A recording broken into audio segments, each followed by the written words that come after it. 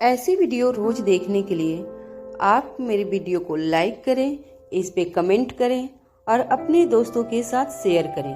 और हाँ, अगर आप इस चैनल पे नए हैं तो इसे सब्सक्राइब करना ना भूलें। नेहा ऑफिस आ तो गई थी, लेकिन इतने वक्त के बाद आने पर उसे बहुत कुछ बदला हुआ सा लग रहा था। वहां का नया लीडर शशि उसे थोड़ा अजीब लग रहा था। पहली मुलाकात में नेहा को वो थोड़ा रूड और स्ट्रिक्ट लग रहा था और दूसरी बार मिलने पर शशि ने ऐसी बात कह दी थी कि अब उसकी पर्सनालिटी को लेकर नेहा और भी ज्यादा कंफ्यूज हो गई थी। उसने ऑफिस से बाहर आकर जैसे ही रॉबिन की शक्ल देखी, उसके साथ पुराने सारे एक्सपीरियंस नेहा के सामने फ्लैश हो गए। नेहा उसे देखकर कोई भी रिएक्शन नहीं देना चाहती थी।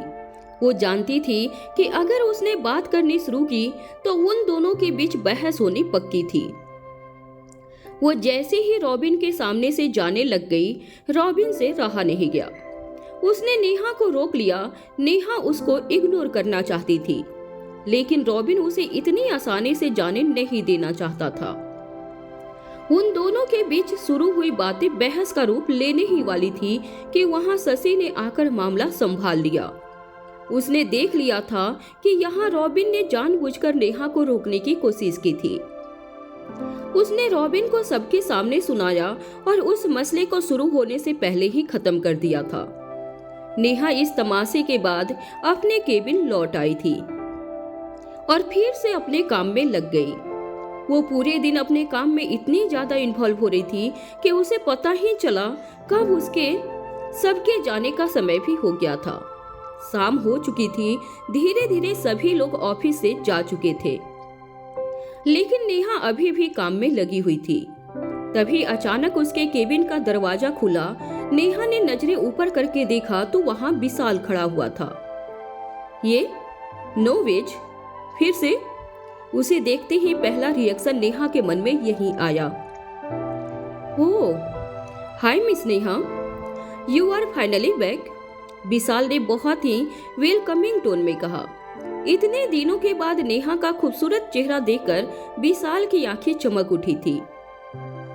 वो जानबूझकर पहले दिन ही कुछ ऐसा नहीं करना चाहता था जिससे नेहा का मूड खराब हो या फिर वो अनकंफर्टेबल हो जाए, लेकिन इसका मतलब ये बिल्कुल भी नहीं था कि उसे लेकर विशाल का इरादा बदल गया था। उसकी हैवानियत से भरी नजरें आज भी नेहा को ऊपर से नीचे तक तौल रही थी। हेलो, ना चाहते हुए भी नेहा को ये रिस्पॉन्स देना पड़ रहा था। विशाल का चेहरा देखते ही नेहा ना चाहते हुए भी उस गुस्से से भर जाती थी। वो और रॉबिन दो ऐसे शख्स थे जो उसका ऑफिस आने का सबसे बड़ा डिमोटिवेशन थे। डोंट टेल मी, तुम्हें घर नहीं जाना है क्या? सब लोग जा चुके हैं, तुम किसका वेट कर रही हो? विशाल ने बहुत ही कंसर्न और केयर के साथ ये पूछा, लेकिन नेहा को उसका हर एक शब्द फेक लग रहा था। मेरा भी थोड़ा काम बचा है, मुझे कुछ वक्त और लगेगा, नेहा ने ठंडे अंदाज में कहा और फिर से अपने काम में लग गई। एक तो विशाल पहले से ही उसकी अदाओं का कायल था और उसे इस तरह से मेहनत करता हुआ देखकर वो उसका और भी ज्यादा दीवाना हो जाता था। पहले ही दिन, इतना काम करने की जरूरत नहीं है, you should go and rest well. आओ, मैं घर ड्रॉप कर देता हूँ, विशाल ने कहा। नेहा को उसकी ये सॉफ्ट टोन बहुत ही वाइड लग रही थी।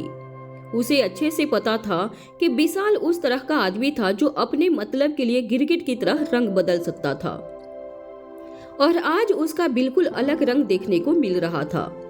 लेकिन नेहा ऐसे बेवकूफ नहीं थी जो उस जैसे गिरगिट के जाल में फंस जाए।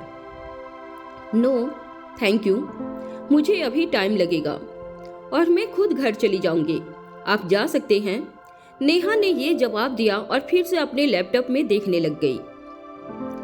इस बार उसने विशाल को यहाँ से जाने का इशारा भी कर दिया था।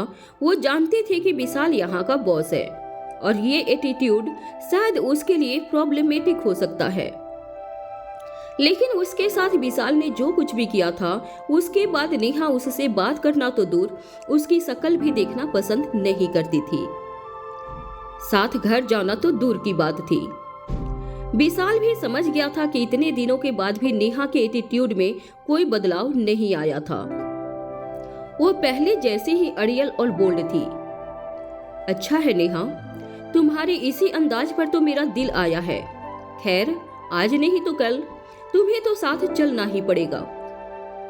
आखिरकार जो काम पिछली बार अधूरा रह गया था वो पूरा भी तो करना है। इसी ख्याल के साथ विशाल ने केबिन का दरवाजा वापस से बंद कर दिया और खुद वापस ऑफिस से निकल गया था। उसे खुशी थी इस बात की कि नेहा वापस आ गई थी। वो अपने अधूरे मकसद को पूरा करने के लिए फिर से काम पर लग सकता था। यहाँ नेहा कुछ देर तक और बैठी रही। जब उसका काम खत्म हो गया तो उसने अपना सामान उठाया और केबिन से बाहर आ गई। पूरा ऑफिस खाली हो चुका था। लिफ्ट लेकर जब वो नीचे आई तो उसे ग्राउंड फ्लोर पर सिर्फ 2-3 लोग दिखाई दिए जो सिक्योरिटी टीम के थे।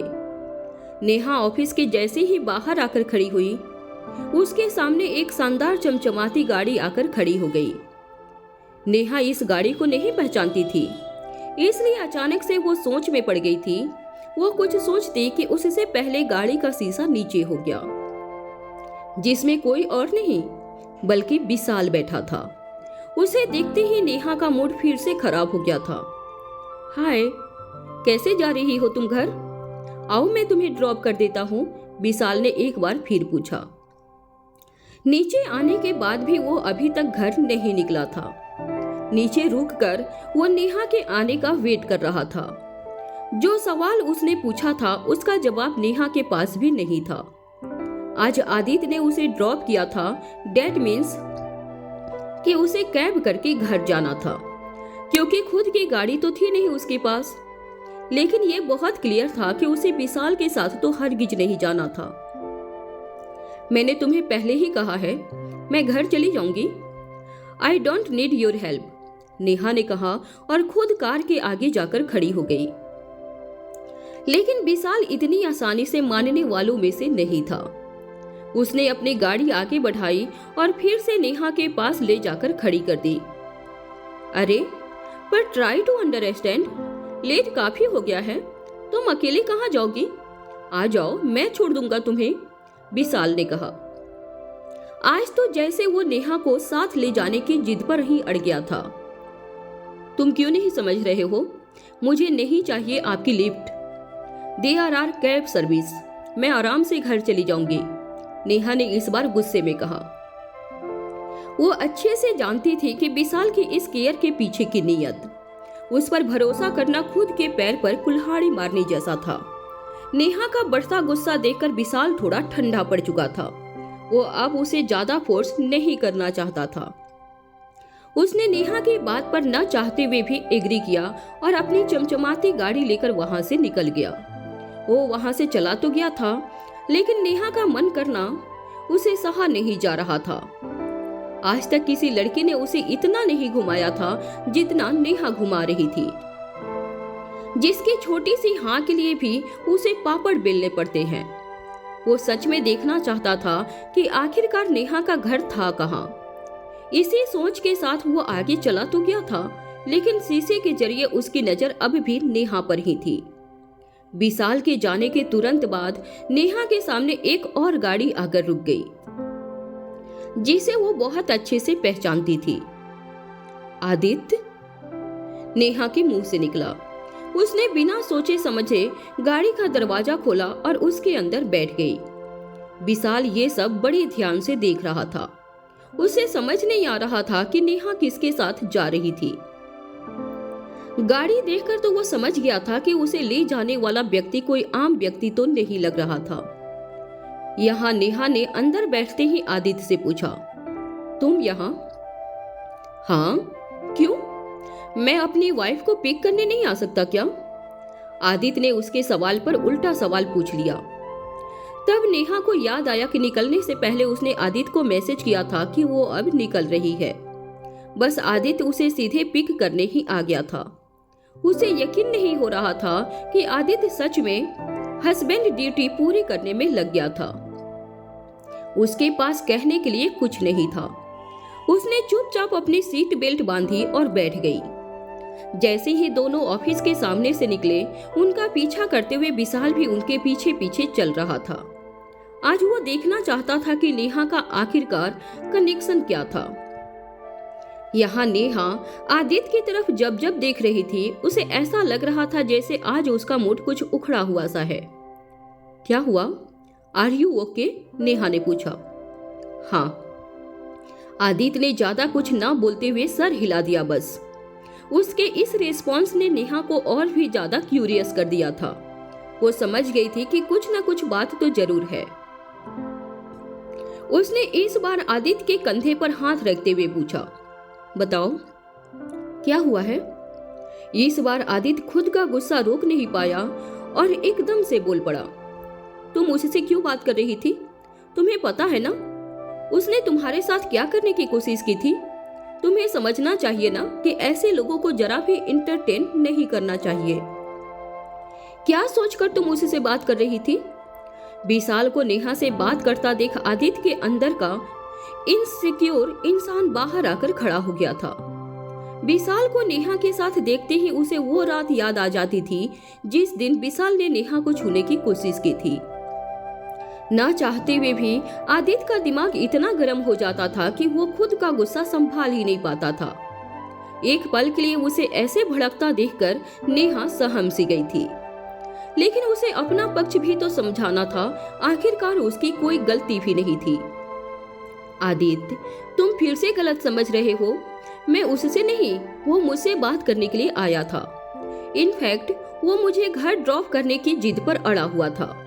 मैंने उसे बहुत बार मना किया, लेकिन वो सुन ही नहीं रहा था। नेहा ने सब कुछ सच सच बता दिया था। वो अच्छे से समझ रही थी आदित्य का डर। उसकी बात सुनकर आदित्य का मन कर रहा था कि वो सीधे विशाल से जाकर बात करे। उसकी हिम्मत कैसे हुई मेरी वाइफ से बात करने की, वो भी इतना सब कुछ होने के बाद। उसने सोच भी कैसे लिया कि वो नेहा को घर ड्रॉप करेगा।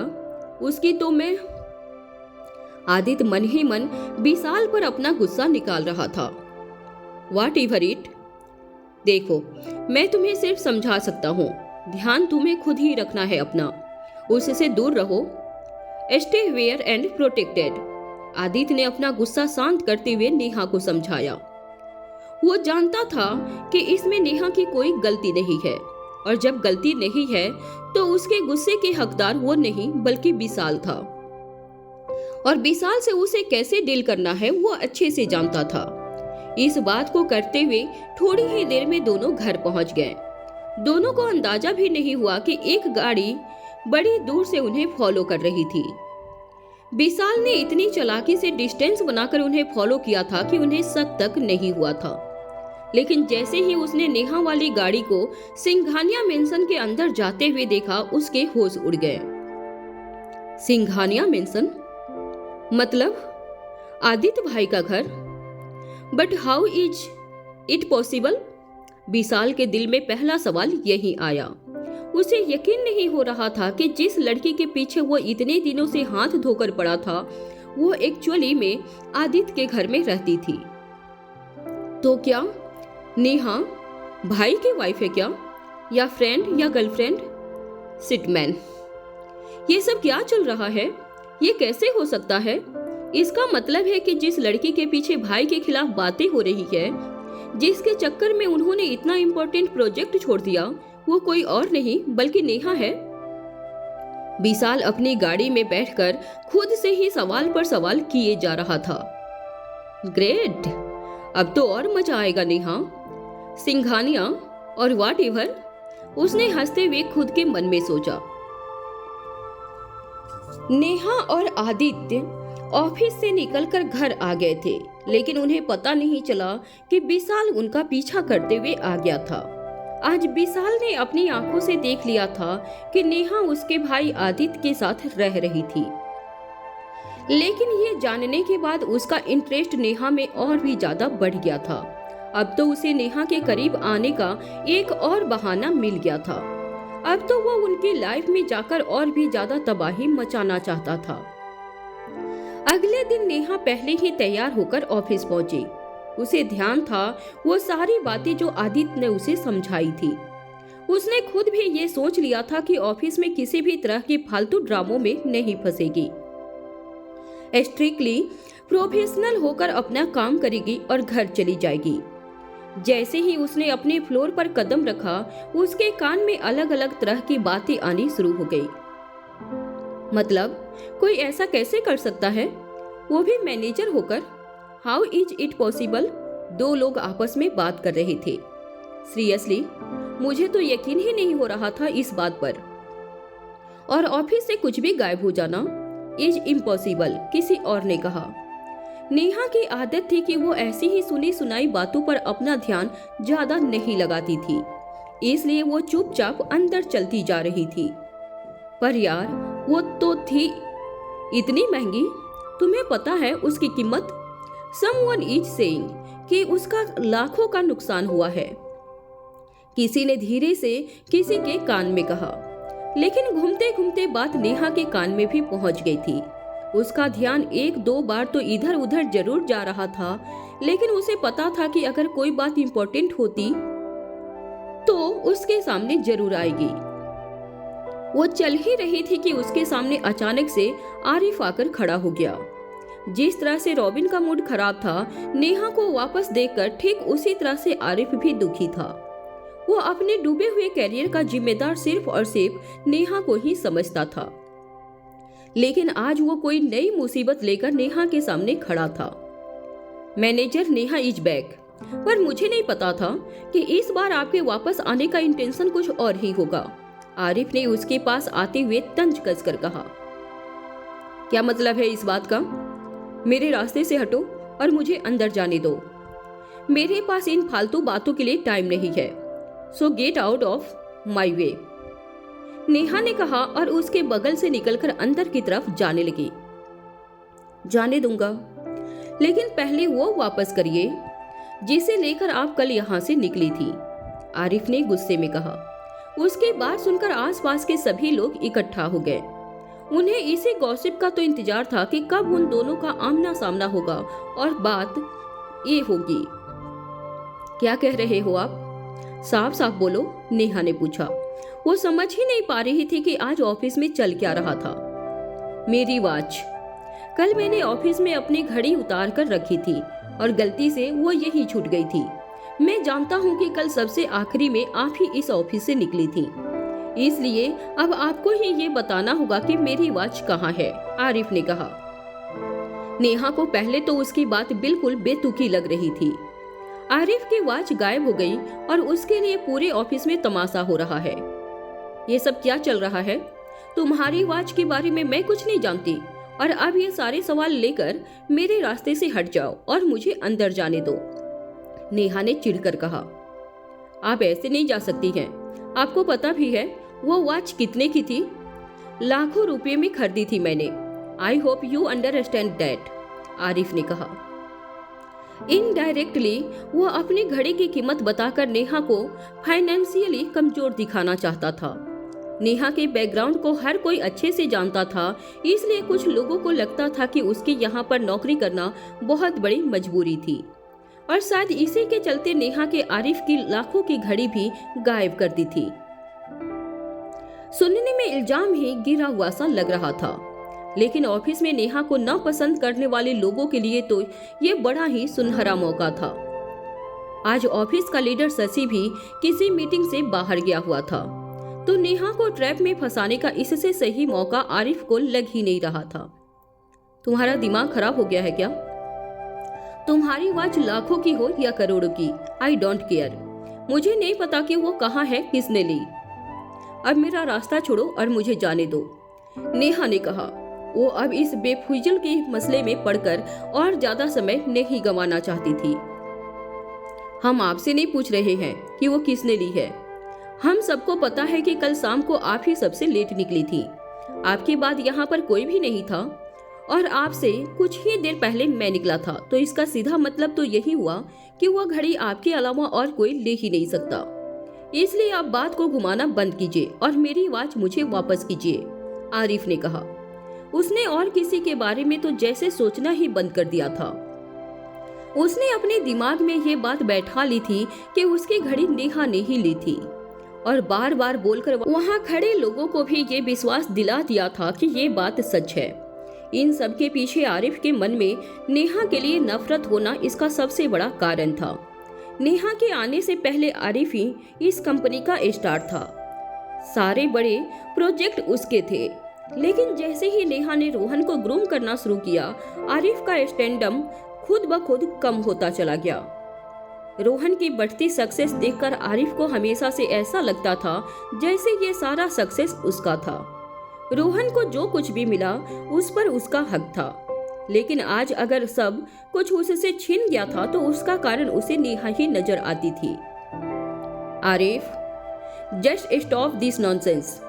जब एक बार बोल दिया कि तुम्हारी वॉच मेरे पास नहीं है, अब क्या लीक कर दूं तुम्हें? नेहा ने गुस्से में कहा।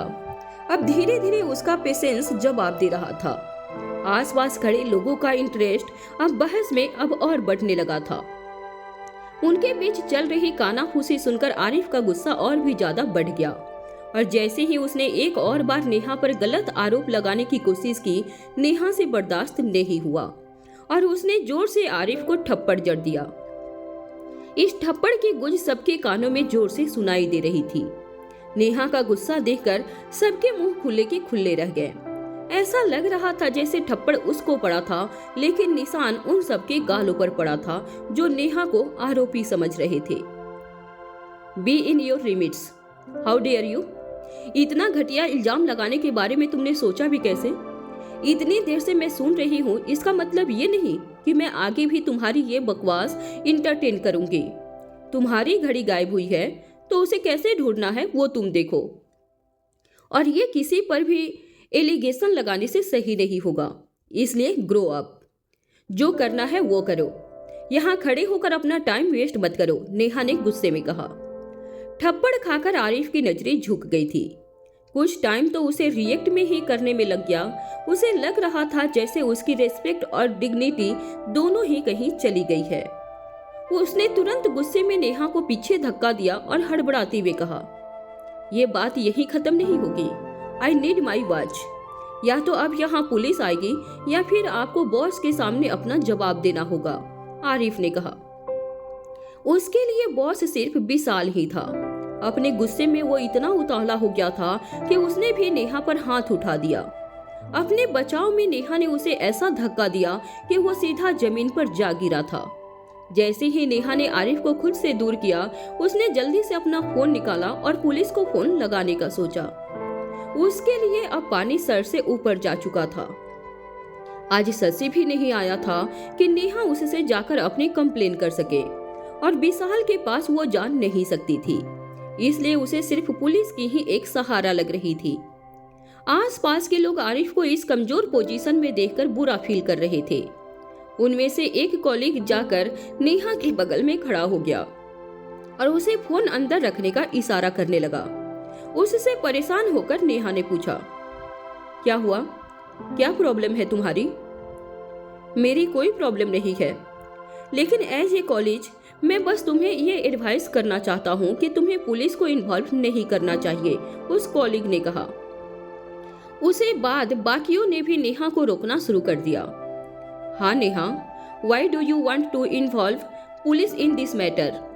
हम सब कलीग हैं और हमारे बीच जो कुछ भी हो रहा है उसे हम खुद ही डील कर सकते हैं ना, तो इसमें पुलिस को बुलाने की क्या जरूरत है? दूसरे कॉलीग ने कहा।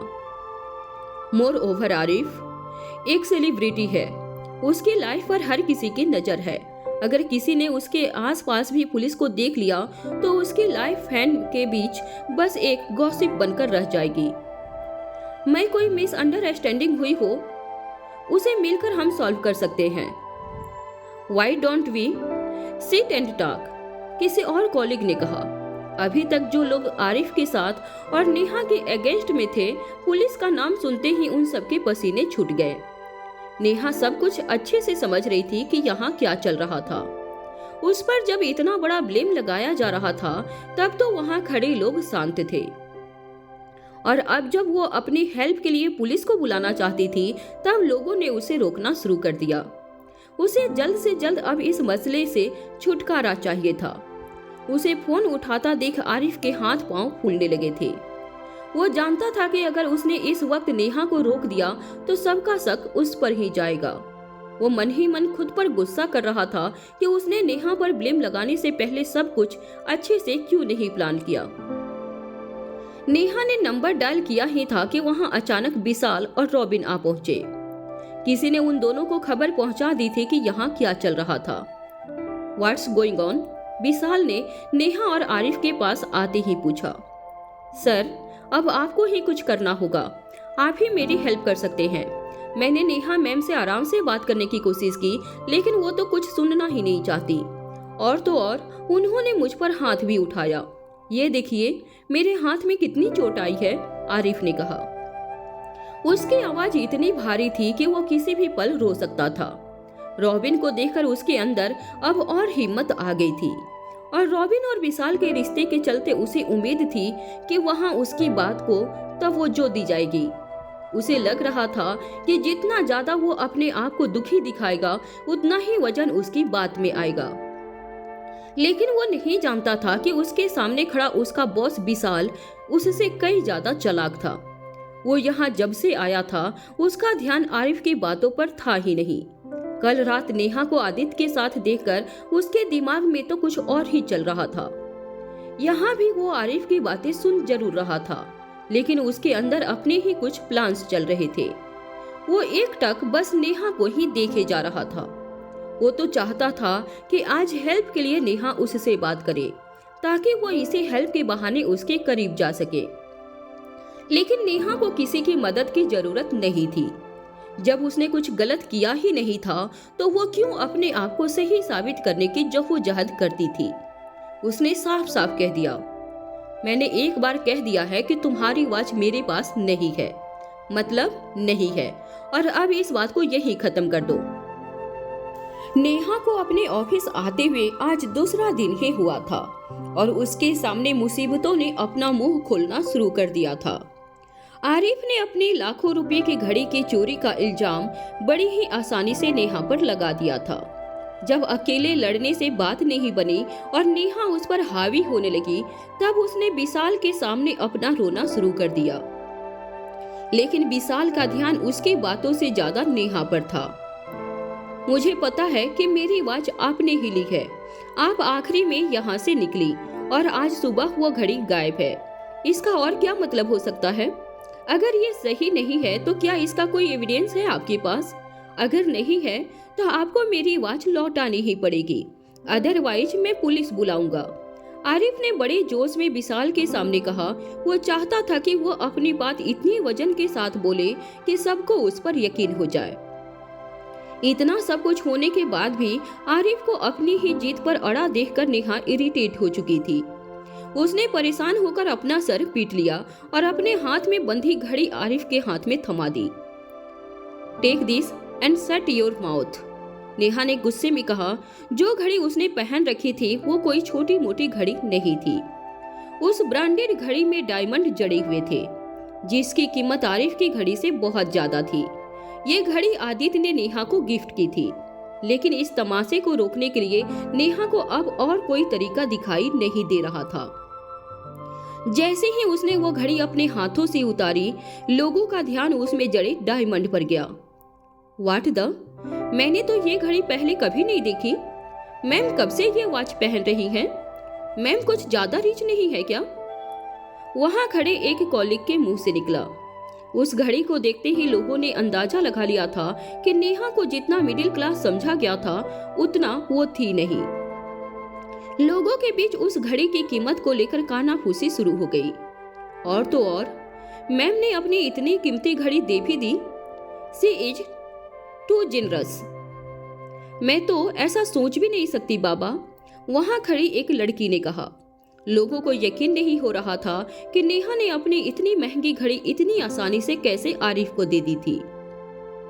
इसका मतलब तो हुआ कि वो कुछ ज्यादा ही अमीर है। उन लोगों की तरह ही विशाल की भी आंखें उस घड़ी पर टिक गई थी। अब तो वो भी समझ चुका था कि ये घड़ी नेहा को किसने दी होगी, और ये सोचते ही उसका दिल जलन से भर चुका था। उसकी नजर में आदित्य ने हर वो चीज हासिल कर ली थी जिस पर उसकी नजर थी, फिर चाहे वो ये बिजनेस हो, सिंघानिया परिवार के लोग हों या फिर नेहा। उसके अंदर बहुत कुछ चल रहा था, लेकिन वो कुछ कह नहीं पा रहा था। इस वॉच को देखकर आरिफ का सारा गुरूर एक सेकंड में चूर हो गया था। उसने सोचा भी नहीं था कि नेहा उसके एलिगेशन का जवाब अपनी घड़ी देकर दे देगी। आरिफ के लिए वो घड़ी लेना बहुत ही शर्मनाक था। नेहा को वो घड़ी देते ही उसका सारा घमंड एक ही बार में चूर कर दिया था। उसकी आंखें शर्म से इतनी नीचे हो गई थी, उससे कुछ बोला भी नहीं जा रहा था। रॉबिन ये सब कुछ देखकर चिढ़ते हुए कहा, इस जॉब में इतनी महंगी वॉच, क्या साबित करना चाहती हो ये घड़ी उतार के? I don't believe this. तुम्हारे पास इतने पैसे कैसे आ गए मिस नेहा? ये आपकी सेविंग है या फिर आपने कुछ ऐसा किया जो आपको नहीं करना चाहिए था? रॉबिन की बात सुनकर नेहा और वहां खड़े लोग उसका इशारा अच्छे से समझ गए थे। एक उंगली उठते ही आरिफ को भी मौका मिल गया था कि वो नेहा पर लांछन लगा सके। सर इज राइट, आपके पास ये घड़ी होना कोई छोटी बात नहीं है। कहीं आप अपने लुक्स का कोई गलत इस्तेमाल तो नहीं कर रही हैं? या यूं कहें कि कोई आपको बहुत ही पर्सनल तरीके से सपोर्ट कर रहा है। आरिफ ने उस पर ताना कसते हुए कहा। एक तरह से ये बस कुछ कहकर रॉबिन और आरिफ सबके सामने नेहा का कैरेक्टर एसासिनेशन कर रहे थे। हाउ डेयर यू, तुम दोनों की हिम्मत कैसे हुई ये सब कुछ कहने की? नेहा ने उन्हें घूरते हुए कहा। अपने ऊपर फालतू चोरी के इल्जाम को तो उसने डील कर लिया था, लेकिन अपने कैरेक्टर पर उठी उंगली वो हरगिज बर्दाश्त नहीं करने वाली थी। क्यों? जब तुम करने की हिम्मत कर सकती हो तो क्या हम बोल भी नहीं सकते? तुम्हें क्या लगता है हमें नहीं पता आप जैसी खूबसूरत लड़कियां कैसे पैसे कमाने के लिए क्या क्या करती हैं? आरिफ ने कहा। वो अपने गुस्से और इस प्लान में इतना घुस चुका था कि उसकी लैंग्वेज में जरा भी प्रोफेशनलिज्म या रेस्पेक्ट बाकी नहीं रह गई थी। जिस तरह से वो नेहा को एक्यूज करने पर उतर आया था, विशाल को भी ये माहौल ऑफिस में अच्छा नहीं लग रहा था। क्या लगता है तुम्हें हमें पता नहीं है कि किस तरह से तुम्हारे फियांस ने तुम्हें छोड़ दिया था, वो भी तुम्हारी हरकतों की वजह से। आप शायद खुद को बहुत स्मार्ट और हम सबको बेवकूफ समझती हैं। We all know very well कि आपके जैसी लड़कियां ऐसे महंगे तोहफे कहां से लाती हैं, किस तरह से रईस लोगों को फंसाकर उनके पैसों पर ऐश करती हैं। आरिफ अभी भी रुकने का नाम नहीं ले रहा था, लेकिन अब नेहा अपने बारे में कुछ भी गलत नहीं सुन सकती थी। उसने पिछली बार से भी ज्यादा जोर का थप्पड़ आरिफ के गाल पर जड़ दिया। इस बार उस थप्पड़ की आवाज और भी तेज थी। आरिफ को लग रहा था कि वो इस बार विशाल की सिंपैथी हासिल कर लेगा, लेकिन ऐसा हुआ नहीं। Mind your language. अगली बार किसी लड़की के बारे में ये सब बोलने से पहले ये थप्पड़ जरूर याद कर लेना, नेहा ने उसे घूरते हुए कहा। उसने आरिफ की सारी घटिया बातों का जवाब अपने थप्पड़ से दे दिया था। उसके बाद वहां खड़े किसी के भी पास आकर बोलने को कुछ भी नहीं था। नेहा अब अपना पारा खो चुकी थी। उसने अपना परिवार जिस दिन छोड़ा था, उसी दिन ठान लिया था कि किसी को भी अपने कैरेक्टर पर उंगली उठाने नहीं देगी, और आज तो आरिफ ने हद ही पार कर दी थी। सर आपने देखा इसने कैसे? सर अब तो आप कुछ बोलिए। देखा ना आपने कि मैं सही बोल रहा था, ये कितनी वायलेंट है। आरिफ ने अपने बॉस विशाल को सामने खड़ा देखकर उसके सामने गुहार लगानी शुरू कर दी।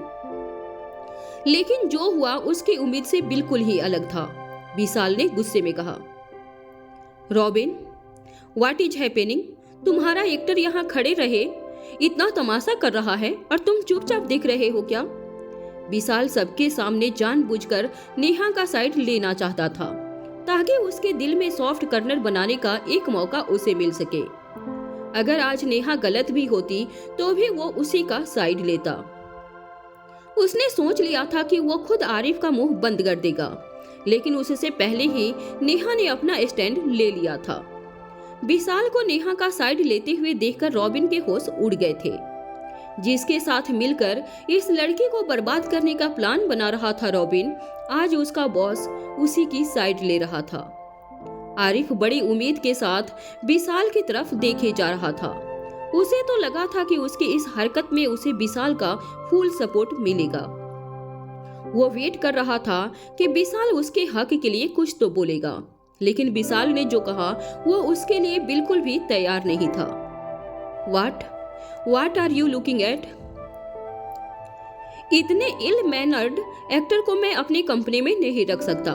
तुमने जो आज किया है उसके लिए मुझे कोई ऑफिशियल प्रोड्यूसर की भी जरूरत नहीं पड़ेगी। Just take your bag and leave, Vishal ने गुस्से में कहा। अब वो नेहा के अगेंस्ट कुछ भी होते हुए नहीं देखना चाहता था। आखिरकार यही तरीका था नेहा का भरोसा जीतने का। विशाल के ये बात सुनकर आरिफ रिक्वेस्ट भरी नजरों से रॉबिन को देखे जा रहा था, लेकिन अपने बॉस के आगे रॉबिन भी कुछ नहीं कहना चाहता था। उसने आरिफ को ऐसे इग्नोर किया जैसे उसने कुछ देखा सुना ही ना हो। आरिफ ने अपना सर झुकाते हुए विशाल से कहा, सर आप मेरी भी तो बात सुनिए।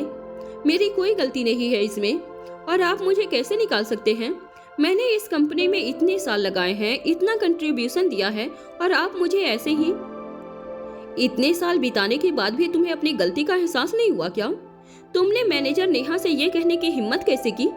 विशाल ने कहा, सर मुझसे गलती हो गई है, आई एम सॉरी।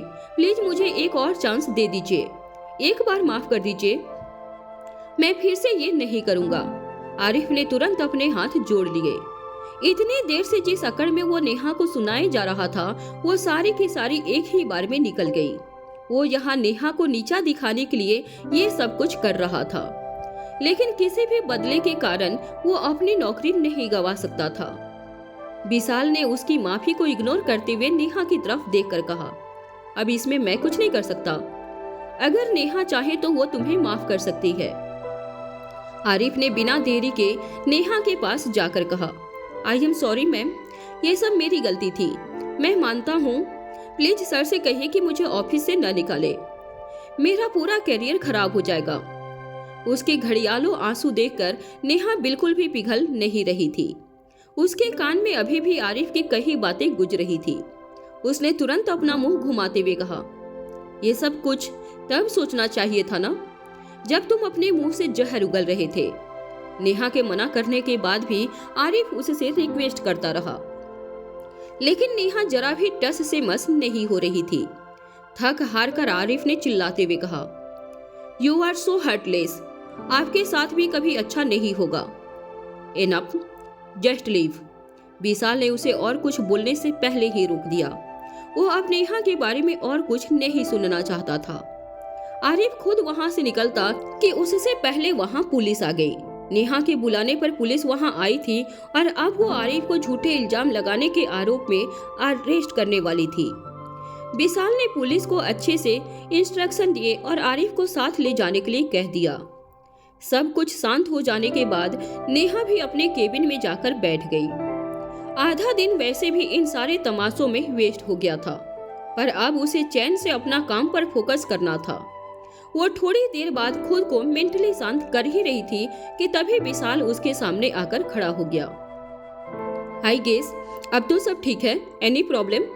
नेहा ने पूछा। विशाल भले ही सबके सामने उसका कितना भी साइड क्यों न ले ले, पर नेहा उसके इंटेंशन से अच्छे से वाकिफ थी। अगर इस ऑफिस में विशाल के अलावा और कोई होता तो भी वो उससे तो कोई कभी हेल्प नहीं मांगती। उसके इतने ठंडे जवाब के बाद भी विशाल उसके सामने वाली चेयर पर जाकर बैठ गया था। नेहा, एक तो मैं तुम्हारी हेल्प करना चाहता हूँ और तुम हो कि खैर अपना हाथ दिखाओ। मैंने देखा था जब आरिफ ने तुम्हारा हाथ पकड़ा था, विशाल ने बड़े ही केयर के साथ कहा। इतना कहते ही विशाल ने उस ऑइंटमेंट को खोला जो वो अपने साथ लाया था और नेहा को दिखाया। आरिफ के जोर से पकड़ने और हाथ ऐंठने की वजह से नेहा के हाथ में स्वेलिंग आ गई थी, जो विशाल ने बाहर ही नोटिस कर ली थी और अब वो बिना मांगे उसके लिए दवाई लेकर आया था। गिव योर हैंड, विशाल ने कहा। इसकी जरूरत नहीं है, मैं खुद कर लूंगी, नेहा ने साफ मना करते हुए कहा। लेकिन विशाल ने उसकी ना को पूरी तरह से इग्नोर करते हुए उसका हाथ पकड़कर उठाने की कोशिश की। उसने देखा कि उसका हाथ सच में सूजा हुआ था। जैसे ही उसने दवाई लगानी शुरू की, नेहा ने तुरंत अपना हाथ पीछे की तरफ खींचते हुए कहा, मैंने कहा ना, मुझे इसकी जरूरत नहीं है। ओफो, ऐसे मत करो, तुम्हें और दर्द होगा, विशाल ने कहा। मैं खुद लगा लूंगी। इतना कहकर नेहा ने विशाल के हाथ से ऑइंटमेंट छीनकर खुद ही अपने हाथ में लगा लिया। दवा लगने से नेहा के हाथों में जो कंपन हो रही थी, उसे देखकर विशाल ने पूछ ही लिया, दर्द हो रहा है क्या? नेहा को उसका ये सवाल बिल्कुल भी ठीक नहीं लग रहा था। न वो उसका जवाब देना चाहती थी और न ही उसकी ओर देखना चाहती थी। उसका ये रूखा व्यवहार विशाल को बिल्कुल अच्छा नहीं लग रहा था। बड़ी देर तक नेहा के चुप रहने के बाद विशाल ने अपने मन में चल रहे उस सवाल को पूछ लिया जो बड़ी देर से उसे परेशान कर रहा था। वैसे वो वॉच सही में तुमने खरीदी है क्या? उसने पूछा। वो देखना चाहता था कि नेहा उसे बताएगी या नहीं कि वो वॉच उसे कहां से मिली थी। वो आदित्य के बारे में खुद उसके मुंह से सुनना चाहता था, लेकिन नेहा भी इस सवाल के लिए पहले से तैयार थी। उसने तुरंत सीधा जवाब देकर कहा, ये मैंने खुद ली है। क्यों, क्या हुआ? Is there any problem with that? और शायद आप मुझसे कुछ ज्यादा ही पर्सनल क्वेश्चन नहीं पूछ रहे हैं क्या? नेहा ने तुरंत अपने जवाब से इस सवाल को टाल दिया था, लेकिन विशाल को उसकी एक्सप्लेनेशन बिल्कुल झूठ लग रही थी। ओह, तो शायद मैंने तुम्हें कुछ ज्यादा ही अंडर एस्टिमेट कर लिया है। ठीक है, इसके आगे मैं और कोई सवाल नहीं करूंगा, विशाल ने पूछा। हाँ, अगर आपकी बातें पूरी हो चुकी हो तो आप यहाँ से जा सकते हैं, क्योंकि मुझे बहुत काम है। और वैसे भी आज टाइम कुछ ज्यादा ही वेस्ट हो गया है, नेहा ने कहा। वो अब सच में विशाल से और बात नहीं कर सकती थी। ये सुनकर विशाल को बहुत ही इंसल्टेड फील हुआ। उसे समझ नहीं आ रहा था कि इतनी एम्बैरेसमेंट झेलने के बाद भी नेहा में इतनी हिम्मत कैसे बच गई थी। नेहा समझ गई थी कि विशाल का वहां से उठने का कोई इरादा नहीं था, इसलिए उसने खुद ही प्रैक्टिस रूम जाने का सोचा। जैसे ही वो अपनी कुर्सी से उठकर खड़ी हुई, विशाल ने कहा, you are not allowed to leave. क्यों, कोई और काम है क्या आपको? अगर नहीं है तो मुझे प्रैक्टिस रूम में जाना है, नेहा ने कहा। हाँ, तुम्हें क्या लगता है कि काम सिर्फ तुम्हारे पास है? मैं यहाँ किसी काम से नहीं, तुम्हारी केयर के लिए आया था। और एक बात और कहना चाहता हूँ, आगे चलकर भी अगर तुम्हें इस ऑफिस में कोई परेशान करे तो तुम सीधे मेरे पास आना, आई विल हेल्प यू, विशाल ने कहा। वो कितने भी चिकनी चुपड़ी बातें क्यों न कर ले, नेहा को उसे सुनने में जरा भी इंटरेस्ट नहीं आ रहा था। जैसे ही वो उसके बगल से निकलकर दरवाजा खोलने वाली थी, विशाल ने उसे रोकते हुए कहा, नेहा स्टॉप। विशाल ने उस दरवाजे को खुलने से पहले ही बंद कर दिया। उसकी ये ताकत देखकर एक पल को नेहा डर गई थी। मुझे समझ नहीं आता कि किस बात का एटीट्यूड है तुम्हारे अंदर। मैं तुमसे बात करने की कोशिश कर रहा हूँ और तुम भाग रही हो क्या? वो भी मेरे ही ऑफिस में। मेरे ऑफिस में भागकर जाओगी भी कहाँ? हाँ? विशाल की टोन में इस बार जरा भी पॉलिटनेस नहीं थी। विशाल के मन में इस वक्त नेहा को लेकर बहुत सी फीलिंग्स चल रही थी। उसे खुद समझ नहीं आ रहा था कि उसके इतना मना करने के बावजूद वह उससे अपना ध्यान क्यों नहीं हटा पा रहा था। दरवाजा बंद करते वक्त वो नेहा के इतने करीब आ चुका था कि कुछ देर के लिए वो उसकी खूबसूरती में कहीं खो सा गया था। इससे पहले कि उसकी आंखें नेहा के होठों का दीदार करती, नेहा ने जोर से पीछे धक्का देकर अपने आप को दूर कर दिया। Do you hate me that much? इतनी नफरत क्यों करती हो तुम मुझसे? विशाल ने पूछा। नेहा को यह सुनकर बहुत ही अजीब लग रहा था कि उसका बॉस विशाल उससे बात करते वक्त इमोशनल हो गया था। I don't have to answer your question, Neha ने कहा और दरवाजा खोलकर चुपचाप वहां से चली गई। जिस रास्ते से वो गुजर रही थी, वहां खड़ा हर कॉलीग नेहा को देखते ही अपनी नजरें फेर ले रहा था। आरिफ के साथ जो हुआ, उसके बाद किसी की भी हिम्मत नहीं थी कि वो उसे घूरे या फिर उसकी पीठ पीछे बातें करे। देखते ही देखते दिन ढल गया और सबका ऑफिस से निकलने का टाइम हो गया। आज नेहा भी इतनी थक गई थी कि उसका ओवर टाइम करने का बिल्कुल भी मूड नहीं था। उसने भी अपना बैग उठाया और नीचे आ गई। जैसे ही वो गेट से बाहर निकली, आदित्य की गाड़ी उसके सामने आकर रुक गई। गेट इन, आदित्य ने शीशा नीचे करते हुए कहा। नेहा ने आज भी एक्सपेक्ट नहीं किया था कि आदित्य उसे लेने आ जाएगा। नेहा ने अंदर बैठते ही आदित्य और ड्राइवर से कहा, लेट्स गो होम। नेहा को आज आदित्य का बिहेवियर थोड़ा अलग लग रहा था। वो ज्यादा कुछ बोल नहीं रहा था उससे, जो आम तौर पर होता नहीं था। आज नेहा बहुत ही टाइम से ऑफिस से निकल गई थी, इसलिए उसे आदित्य की गाड़ी में बैठते हुए बहुत सारे लोगों ने देख लिया था। Oh my god, is not it too cool, एक ने कहा। हाँ यार, लगता है नेहा मैम कुछ ज्यादा ही रिच है, इसलिए तो बॉस भी उनकी हाँ में हाँ मिलाते हैं। नहीं तो आरिफ के साथ वो नहीं होता जो आज हुआ है, दूसरे ने कहा। हाँ यार, we should not interfere in all this. Neha ma'am के साथ ज्यादा पंगे नहीं लेने मुझे, तीसरे ने कहा। लोगों के बीच अब नेहा के स्टेटस को लेकर तरह तरह की बातें होने लगी थी। यहाँ रास्ते में जब आदित्य बिल्कुल शांत बैठा था तो कुछ देर बाद नेहा ने पूछ ही लिया, तुम क्या आज फ्री थे? तुम मुझे पिक करने कैसे आ गए? पीहू ने कहा था, आज उसकी को करिकुलर की क्लास थी, वो अभी भी स्कूल में है। वो कह रही थी कि बहुत दिन हो गए हैं और उसके मॉम डैड ने उससे साथ में पिक नहीं किया, इसलिए मैं आ गया, आदित्य ने सामने देखते हुए कहा। ना जाने क्यों उसके बोलने का अंदाज नेहा को ये बार बार कह रहा था कि वो आज कुछ उखड़ा उखड़ा सा था, लेकिन उसे समझ नहीं आ रहा था कि बात क्या है। लेकिन उसके बाद भी वो पीहू के बारे में सोचना नहीं छोड़ रहा था। Aditya, thank you so much, तुम कितना कुछ सोच लेते हो उसके लिए, नेहा ने कहा। उसे ये जानकर बहुत खुशी हुई कि आदित्य पीहू की कई बातों का इतना ख्याल रखता था, उसकी कई बातों के बारे में इतना सोचता था। वापस आने के बाद तो उसे पीहू की स्कूलिंग के बारे में सोचना ही नहीं पड़ा। सब कुछ आदित्य ने अकेले ही मैनेज कर लिया था। ये सोचकर उसे कई बार गिल्ट भी महसूस होता था, क्योंकि पीहू का असली पिता न होने के बाद भी वो इतना सब कुछ कर रहा था। पीहू ने स्कूल से निकलकर गाड़ी में बैठते ही कह दिया, बड़ी, आप फाइनली आ गए मुझे लेने। मुझे तो लगा था आप आज भी नहीं आओगे। फिर मैंने डैड से कहा और उन्होंने कहा था कि वो आपको जरूर लेकर आएंगे। I love you dad, Pihu ने चिल्लाते हुए खुश होकर आदित्य के गाल पर किस करते हुए कहा। हाँ, तो आपके पास डैड है सब कुछ करवाने के लिए, नेहा ने मजाक में उसे चिढ़ाते हुए कहा और आदित्य की तरफ देखने लगी। वो उसकी हंसी का वेट कर रही थी, लेकिन आदित्य ऐसे रिएक्ट कर रहा था जैसे उसे उसकी बातें सुनाई ही नहीं दे रही हो। पूरे रास्ते आदित्य ने पीहू से बात की, लेकिन नेहा से नहीं की।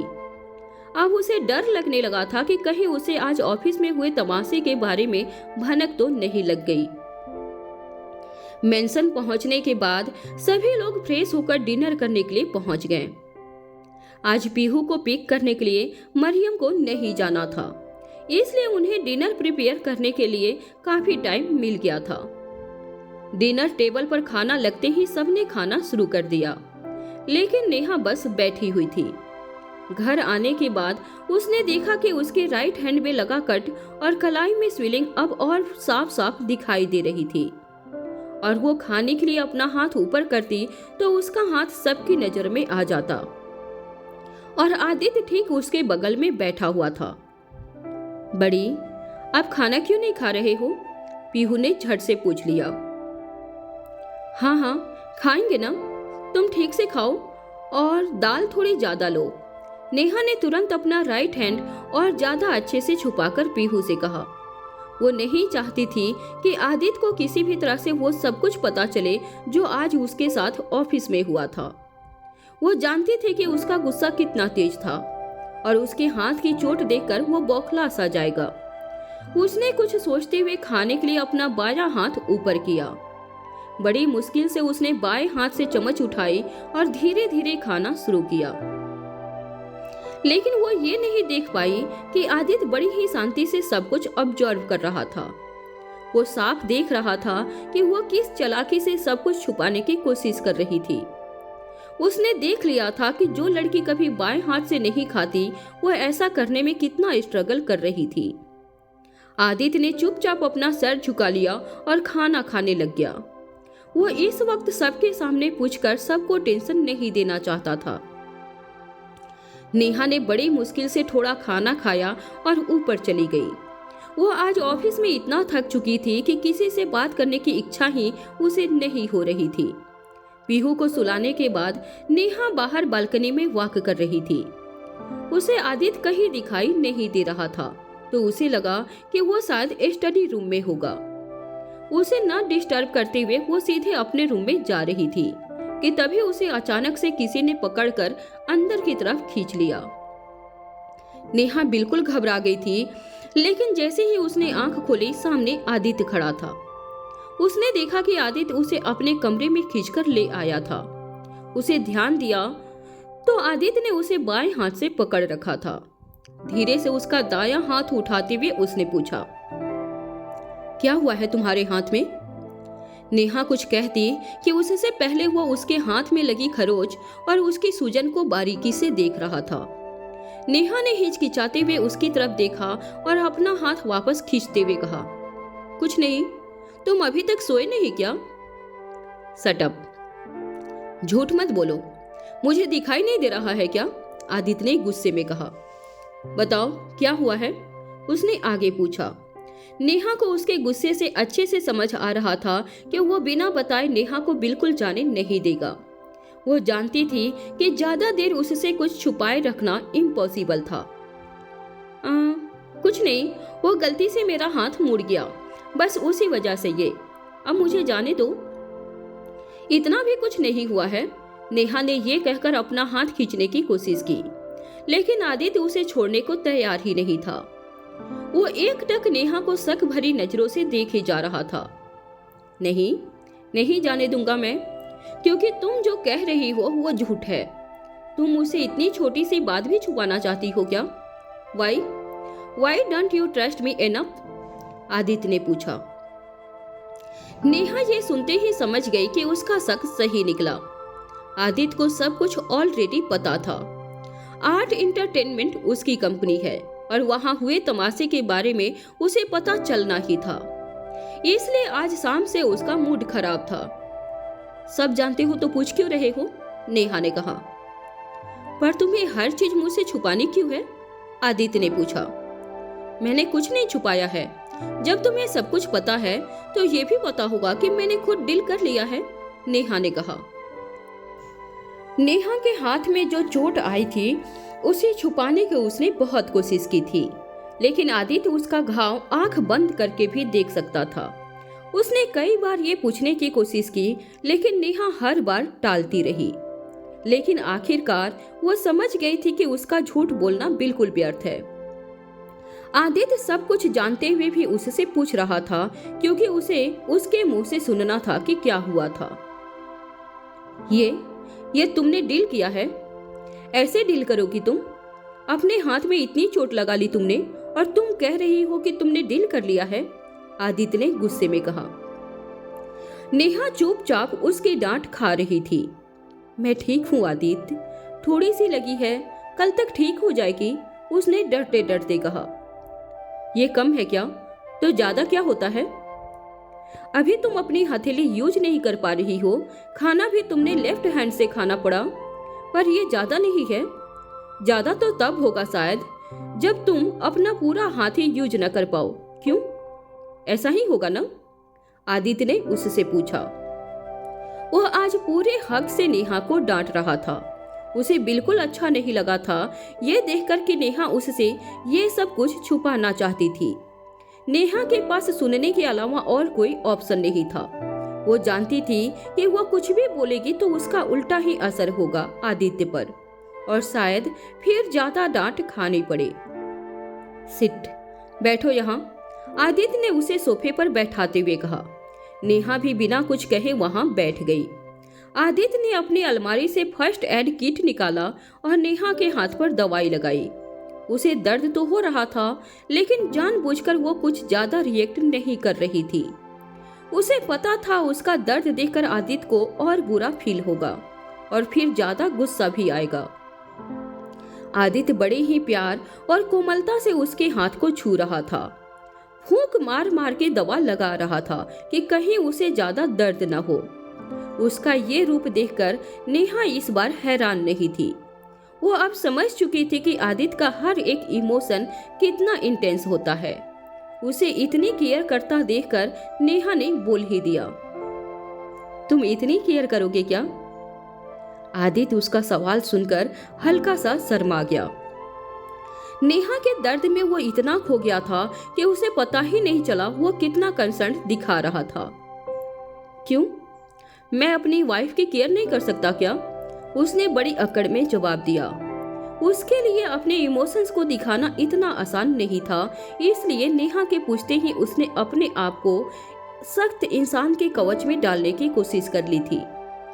हर बार आदित्य के मुंह से वाइफ शब्द सुनकर नेहा की धड़कन एक पल को रुक जाती थी।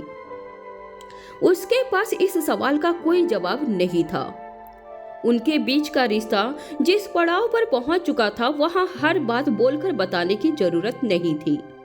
उन दोनों के बीच कुछ एहसास ऐसे थे जिन्हें वो सिर्फ महसूस कर पाते थे। बड़ी देर के सन्नाटे के बाद जैसे ही नेहा उठकर अपने कमरे में जाने वाली थी, उसी वक्त आदित्य ने उसे अपनी गोद में उठा लिया। आदित्य, ये क्या कर रहे हो? नेहा ने चौंकते हुए पूछा। उसे बिल्कुल भी अंदाजा नहीं हुआ कि आदित्य का मूड कैसा था। आदित्य ने उसके सवाल का कोई जवाब नहीं दिया, लेकिन जिस तरह से वो नेहा की आंखों में देख रहा था, उसे अपना जवाब अपने आप मिल गया था। वो शर्माकर अपनी नजरों को नीचे कर लेना चाहती थी, लेकिन आदित्य की खूबसूरती को वो भी अपने आंखों में बसा लेना चाहती थी। आदित्य नेहा को लेकर धीरे धीरे अपने बेड की तरफ चल पड़ा। नेहा भी समझ चुकी थी कि आज की रात उसके लिए कितनी यादगार होने वाली है। जैसे ही आदित्य ने सॉफ्टली नेहा को बेड पर लिटाया, नेहा ने धीरे से कहा, आदित्य, मैंने अपने रूम का दरवाजा बंद नहीं किया है। उसने ये बात यूं कही, उसे भी नहीं पता था। न चाहते हुए भी वो आदित्य को ऐसे बहाने दे रही थी जिसका कोई सर पैर ही नहीं था, लेकिन उसकी हड़बड़ाहट में उसकी जो एक्साइटमेंट थी, वो उसके चेहरे पर आदित्य ने साफ साफ पढ़ ली थी। कोई बात नहीं, कहकर आदित्य ने अपने होठों को उसके होठों पर रख दिया। कुछ ही देर में दोनों एक दूसरे में ऐसे घुल गए जैसे कभी थे ही अलग नहीं। नेहा आज रोकना चाहती थी और ना आदित्य रुकना चाहता था। देखते ही देखते वो एक दूसरे में पूरी तरह से समा गए थे। कुछ देर तक एक दूसरे की बाहों में टूटने के बाद दोनों को जो सुकून की नींद आई थी, उसका आनंद उन्हें बहुत दिनों के बाद मिला था। अगले दिन जैसे ही नेहा की नींद खुली, उसकी आंखों ने सबसे सुंदर नजारे को देखा था। कैसे कैसे ये इतना खूबसूरत है? सिर्फ तन से ही नहीं, मन से भी इसने सुंदर आदमी मैंने नहीं देखा। जिस आदित्य से मैं पहली बार मिली थी, वो बस एक बाहरी कवच मात्र था। असली आदित्य तो मैं अब देख रही हूँ, केयरिंग, रिस्पॉन्सिबल और लविंग। इतना रिजर्व बना रखा है खुद को कि इसके पास के लोगों को भी इसका ये रूप नहीं दिखता होगा। बट आई एम लकी, बहुत लकी हूँ। सिर्फ मैं ही आदित्य को उसके असली रूप को देख सकती हूँ। नेहा के मन में आदित्य को देखकर ऐसे ढेरों ख्याल आ रहे थे। सोकर उठते ही आदित्य का भोला चेहरा देखकर वो कुछ पलों के लिए बिल्कुल खो सी गई थी। तभी उसका ध्यान आदित्य के गले पर पड़ा, जहां कुछ लाल निशान देखकर नेहा और शर्मा गई थी। उसे याद ही नहीं कि कल रात वो इतनी एक्साइटेड कैसे हो गई थी। थोड़ी ही देर के बाद जब आदित्य ने अपनी आंखें खोली तो नेहा को इस तरह से खुद को देखते हुए देखकर मुस्कुरा पड़ा। ऐसे क्या देख रही हो? उसने भारी आवाज में पूछा। इम्ब्रास होकर नेहा ने तुरंत अपनी नजरें इधर उधर कर ली और अपना ब्लैंकेट हटाते हुए कहा, नहीं, मैं तो बस उठने ही वाली थी, मुझे लेट हो रहा है, मैं चलती हूँ। इतना कहकर नेहा उठकर अपने रूम में तैयार होने के लिए चली गई। आदित्य जब उसे ऑफिस ड्रॉप करने के लिए जा रहा था, उस वक्त भी नेहा की नजरें बार बार उसके गले के निशान पर पड़ रही थी। अभी तक तो आदित्य भी उन निशानों को देख चुका था, लेकिन वो जानबूझकर कुछ पूछ नहीं रहा था। नेहा के कार से उतरने के बाद आदित्य ने फ्रंट ग्लास में जब अपनी गर्दन की ओर देखा तो उसके चेहरे पर स्माइल आ गई। ये निशान उसे कल रात बीते उन पलों की याद दिला रहा था जब वो और नेहा एक दूसरे में खो चुके थे। आज ऑफिस आने के बाद नेहा को यहाँ का माहौल बहुत ही बदला बदला सा लग रहा था। कुछ लोगों के मन में उसके लिए नफरत थी तो कुछ अब उससे डरने लगे थे। उसके कॉलीग का उसको देखने का नजरिया अब बदल चुका था, लेकिन नेहा उन सबकी नजरों को इग्नोर करते हुए पूरी अकड़ में अंदर आती जा रही थी। अपने केबिन में पहुंचते ही नेहा ने जैसे ही अपना मेल खोला, उसमें एक बड़ी अनाउंसमेंट का मेल आया हुआ था। कल के इंसिडेंट के बाद रॉबिन को उसकी पोजीशन से हटाकर उसका डिमोशन कर दिया गया था। आरिफ की हरकत का जिम्मेदार मानते हुए रॉबिन को मैनेजर पोजीशन से हटाकर नॉर्मल ब्रोकर की पोजीशन दे दी गई थी। ये डिमोशन उसकी पनिशमेंट थी, जिसकी उम्मीद नेहा को पूरी थी। Good, you deserve this robin. बिना किसी काम के, सिर्फ कंटेक्ट्स के दम पर और विशाल के आगे पीछे घूमकर तुम जिस जगह पर पहुंचे थे वो एक दिन ऐसे ही जाने वाली थी। आई एम श्योर ये सब कुछ शशि सर ने करवाया होगा। आफ्टर ऑल आदित्य सब कुछ जानने के बाद शांत तो नहीं बैठने वाला था। नेहा मेल पढ़ते हुए खुद से ही ये बात कर रही थी। रॉबिन जैसे पुराने एम्प्लॉय का डिमोशन कंपनी में किसी ने भी एक्सपेक्ट नहीं किया था, स्पेशली तब जब उसके विशाल के साथ इतने गहरे रिलेशन हो, इतनी गहरी दोस्ती हो। लोगों को समझ नहीं आ रहा था कि ये सब कुछ हुआ कैसे। यहाँ रॉबिन को जब से इस बारे में खबर मिली थी तब से उसने अपने आप को अपने केबिन में ही बंद कर लिया था। उसकी हिम्मत नहीं थी कि इस वक्त वो किसी को भी फेस कर पाए। No no, this is not possible. इस कंपनी को मैंने इतने साल दे दिए और उसके बदले में ये कंपनी मेरे साथ ऐसा नहीं कर सकती। क्या मुंह दिखाऊंगा मैं लोगों को? क्या कहूंगा उनसे कि कल की आई लड़की के लिए मुझे मेरी पोजीशन से हटा दिया गया है? नो। रॉबिन गुस्से में खुद से ही बातें किए जा रहा था। उसके लिए ये खबर किसी बड़े हादसे से कम नहीं थी। विशाल के इस कंपनी में होते हुए उसने कभी सोचा ही नहीं था कि उसे ये दिन भी देखना पड़ सकता था। इसलिए उसने सोचा कि उसे उसी के पास जाना चाहिए जिसके भरोसे वो इतने साल इस कंपनी में टिका हुआ था। उसे भरोसा था कि विशाल उसके साथ कुछ गलत नहीं होने देगा। आफ्टर ऑल उसने आज तक हर बार अपने बॉस की बात मानी है। वो सीधे विशाल के पास गया और हड़बड़ाते हुए बोला, सर, मुझे आपसे कुछ बात करनी है। विशाल ने अपने लैपटॉप से नजरें हटाकर रॉबिन को देखा, लेकिन उसके चेहरे पे कुछ ज्यादा एक्सप्रेशन नहीं थे। मुझे पता है कि तुम्हें क्या बात करनी है, लेकिन मैं इस बार तुम्हारी कोई मदद नहीं कर सकता, विशाल ने साफ साफ कह दिया। ये बात सुनकर तो रॉबिन की सारी उम्मीदें ही टूट गई थी। आप कुछ नहीं कर सकते क्या? What do you mean by this? आपको भी पता है कि ये सब कुछ किसकी वजह से हुआ है। आपको मेरी हेल्प करनी होगी सर, रॉबिन ने इस बार रिक्वेस्ट करते हुए कहा। वो जानता था कि विशाल के अलावा उसके पास और कोई नहीं था जिसके सामने वो ये सब रिक्वेस्ट कर सके।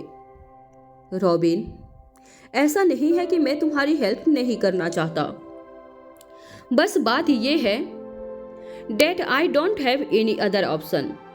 तुम्हें पता है ना शशि ने तुम्हारे लिए क्या सोच रखा है? अरे वो तो शुक्र मनाओ कि तुम्हें अभी तक यहाँ से निकाला नहीं गया है, सिर्फ डिमोशन हो रहा है तुम्हारा। शशि दूसरे लीडर की तरह नहीं है, ये बात तुम भी अच्छे से जानते हो। विशाल ने इस बार थोड़े गुस्से में कहा। उसने ये जता दिया था कि रॉबिन को बचाने के लिए उसने अपनी तरफ से पूरी कोशिश कर ली थी, लेकिन इससे ज्यादा वो कुछ नहीं कर सकता था। तुम्हें ये सब कुछ करने से पहले सोचना चाहिए था कि अब यहाँ का लीडर बदल चुका है, उसने कहा। विशाल की बात सुनकर रॉबिन निराश जरूर था, लेकिन उसे इतना समझ आ गया था कि उसकी नौकरी भी बड़ी मुश्किल से बची थी। आई नो, मेरी गलती है, पर सर, ये तो आप भी देख रहे हैं कि किस तरह से नेहा हमारी मुश्किलें बढ़ा रही है। वो तो आपको भी कुछ नहीं समझती है। इस एटीट्यूड के साथ वो कब तक यहाँ बैठी रहेगी, रॉबिन ने कहा। जब अपनी हालत पर सिंपैथी नहीं मिली तो उसने विशाल को नेहा के खिलाफ भड़काना शुरू कर दिया, लेकिन उसके बदले में विशाल का रिएक्शन ऐसा होगा ये उसने सोचा भी नहीं था।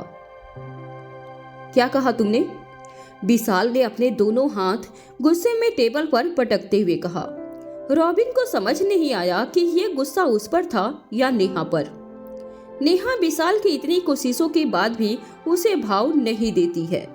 ये सुनकर विशाल को और भी ज्यादा चिढ़ आ गया था। उसे गुस्सा इस बात पर आ रही थी कि अब ये बात सबकी नजर में आने लगी थी कि नेहा किस तरह से विशाल को इग्नोर कर देती है।